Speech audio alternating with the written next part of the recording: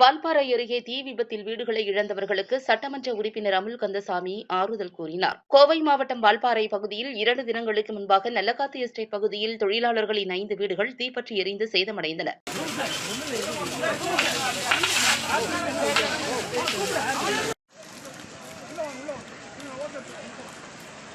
இதில் வீட்டில் இருந்த டிவி, பீரோ, கட்டில், துணிகள், பணம், நகை மற்றும் சான்றிதழ் மற்றும் உணவுப் பொருட்கள், பாத்திரங்கள் அனைத்தும் தீயில் கருகி சேதமடைந்தன. தீப்பிடித்த நேரத்தில் வீட்டில் யாரும் இல்லாத சூழ்நிலை ஏற்பட்டதால் உயிர் சேதமின்றி தப்பினர். இது தொடர்பாக வால்பாறையில் உள்ள பல்வேறு தரப்பினர் அவர்களுக்கு உதவி செய்தனர். இந்நிலையில் வால்பாறை சட்டமன்ற உறுப்பினர் அமுல் கந்தசாமி நேற்று அப்பகுதிக்கு நேரில் சென்று அப்பகுதி மக்களுக்கு உணவுப் பொருட்கள் மற்றும் பாத்திரங்கள் வழங்கி ஆறுதல் தெரிவித்தார். மேலும் இதுபோன்று தீ விபத்துக்கள் வராமல் தடுக்க நடவடிக்கை எடுக்கப்படும் என்றும் தெரிவித்தார். மேலும் இதுகுறித்து எஸ்டேட் நிர்வாகத்திடம் சட்டமன்ற உறுப்பினர் அமுல் கந்தசாமி தீப்பற்றி எரிந்த வீட்டு உரிமையாளர்களுக்கு மாற்று வீடு தர வேண்டும், அவர்களுக்கு நிவாரணம் தர வேண்டும், இதுபோன்ற விபத்துக்கள் வராமல் தடுக்க நடவடிக்கை எடுக்க வேண்டும் என்றும் தெரிவித்தார். இந்நிகழ்வில் நகர செயலாளர் மயில் கணேசன் மற்றும் தோட்ட தொழிலாளர் பிரிவு தலைவர் அமீது மற்றும் கட்சியினர் கலந்து கொண்டனர்.